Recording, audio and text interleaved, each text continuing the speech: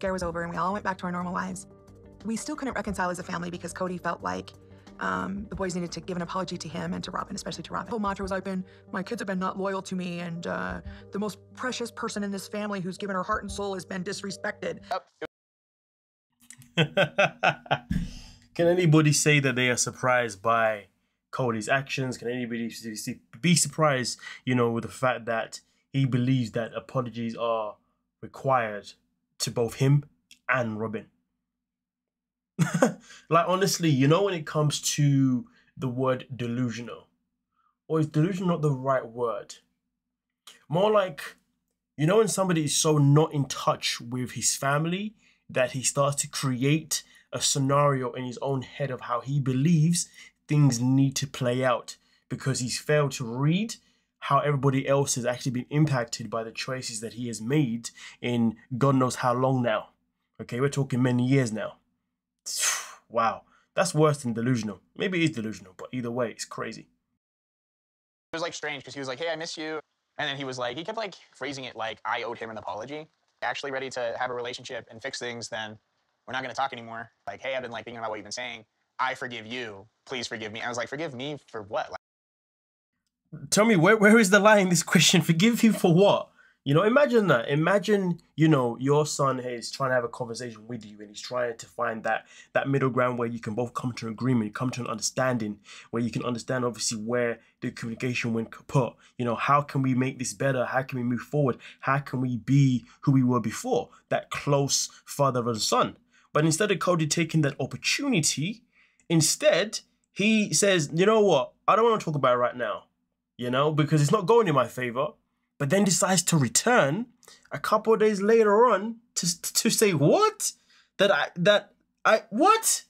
Yo, that is crazy. That is absolutely crazy. I am not surprised to the slightest that, you know, his kids, but I guess in this situation, his son here in particular, has made, you know, he's come to terms with the fact that he doesn't need or want his father in his life ever again because his father is not bringing anything positive or anything educational anymore. Once upon a time, his father obviously had a great value in his life, but that value has completely gone. And the fact that his father can't even have that moment to take accountability to say that, hey, son, I'm wrong. And hey, son, I actually want us to be what we were before. No way. This guy, wow. Like, Dad, I don't know. I told Dad that if he doesn't change and he can't take accountability, then I just won't ever see him again, and I'm perfectly okay with that. Dad really setting things straight, and I think that would take an act of God, so. It's funny though, because he does say, it's funny how he says, obviously, even that would take an act of God, because given that the family is religious, you know, and obviously given that Kody's choices he believes is down to the Lord himself or whatnot, you all know how it goes. It's just funny because, you know, not even the act of God would actually help him. Because if the act of God was ever going to help him, well, then Kody wouldn't be in this position. He would have made better choices, you know, with every single wife that he was married to throughout all these years. And he would have made better choices with his relationship with all of his kids, you see, you know. But clearly, there was never any God in his corner. Clearly, he was never really listening because Kody decided that he would be his own God and live life in his own way. And sadly, living life in his own way resulted to these results. And those are the results of where the majority of his kids, and that is crazy. Imagine having so many kids and the majority of them don't even want to know you anymore. That is crazy. You know, that is absolutely absurd, you know, and it's very sad to watch. It's very, very sad to watch because we had seen this man be in a relationship with, at the time, you know, 3 wives with the 4th one coming into the picture. And we saw obviously how they initially started off in the big house where they all lived in the same house. And, you know, we saw him moving around like a robot, you know, but he was making things work. But of course, obviously, Robyn came in and, well, she had no desires of wanting to live in the actual big house, you know, which I guess she couldn't anyway unless they got an extension. But either way, though, that was the beginning and the fact that he had to spend time with her in a different complex, in a different building. And therefore, spending time with her children and the children that they later on had in a different location, you know. That was always going to make things obviously worse than what they already were anyway. But the grand scheme of it is that I don't believe even the act of God could even get Kody to do the right thing, to be honest with you. Kody's the kind of person that will happily sit there and have a conversation and have a debate with God about how he is in the right and how God just doesn't see his point of view and how everybody else needs to be apologetic to him and to freaking Robyn. Can you imagine? But anyway, we continue with this monstrosity. I think that he was doing right for the family members that he chose. I never once told any of my children that I wish that I would have waited and just married Robyn. That's a misunderstanding that has become a gossip in the family. It's like the telephone game or that game. Here's the thing that I do wonder though. How does that become a misunderstanding? Because the question is, where did that even come from? Because him saying that it's a misunderstanding means that clearly he said something along those lines. And why would you say anything along those lines of, oh, I wish that I waited for Robyn?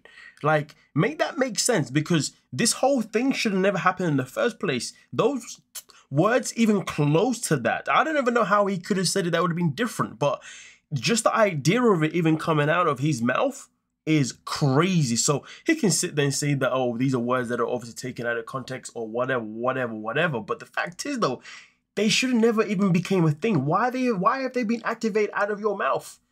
You know, so this isn't, listen, maybe it has been a case of, you know, Chinese whispers where somebody says something and now it's been lost in translation or all that kind of stuff. But again, though, how did it even begin and why did it begin? And the main question is, should have even began? Absolutely freaking not. Take accountability for the fact that that shouldn't have even existed. But hey, it's Kody Brown, ladies and gentlemen. Where you just repeat. Emotional about this with Meri. He shed tears about the fact that he and Meri are split. Oh, I'm absolutely relieved that it's done. It's sad, it's heartbreaking, but I'm relieved that it's done. How is it that Robyn's out here talking about how Kody shed some tears and he was upset about the whole Meri thing? Now, I didn't really want to talk too much about Meri because, yeah. But in case you don't know, Meri and Robyn, you know, Meri and Kody, obviously, we already know they're already divorced anyway legally for Robyn to be able to come into the family. But now, spiritually, they have now departed and whatnot. And Meri is talking about how I believe Kody was just trying to make me be the one that actually walked away, so therefore he wouldn't be here. Blah, blah, blah, blah. Listen, I could care less, to be honest with you. But either way, though, I wanted to show this point here because it is quite fascinating how Kody's saying one thing, but Robyn is saying another thing. Is this a sign to show the cracks within their own communication as well? In the fact that they maybe can't even keep their own story straight? Like, what the hell is going on here? Did I miss something? But anyway, let's continue and let's get back into the son here, who's been speaking the most sense throughout this whole episode. If she actually believes that we were mistreating her or her children in any way when she was constantly getting favorited by dad, if she actually believes that, then there's no chance of me having a relationship with Robyn ever again.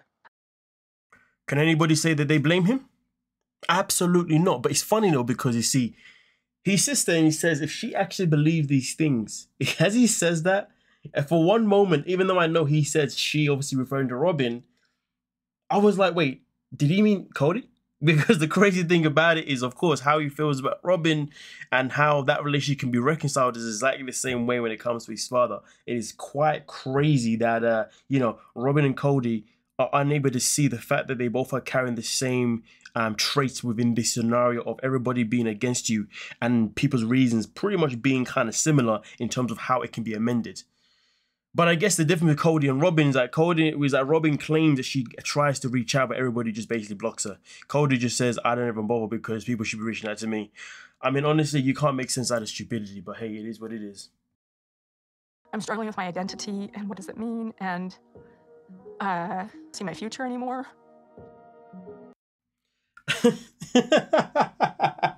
I don't know what identity that she's talking about, that she's struggling with, but let's be real. All you've ever done is cry, cry, cry. Crying and struggling, allegedly, is your identity. You know, let's just call it what it is. You know, take accountability for the fact that you love to moan about something, you love to be in your feelings about something, and at the end of the day, you only feel good if you're complaining about something. And that's the grand scheme. This is your identity. Being the sobbing, let me keep that one PG, being the sobbing person that you are. Flipping victim player over here. Yeah, both you and Kody. But the only difference is Kody doesn't cry, but hey, he does cry with his words. But nonetheless, though, let me know your thoughts down below, and we can most certainly talk about it. Don't forget to like, subscribe, and of course, peace.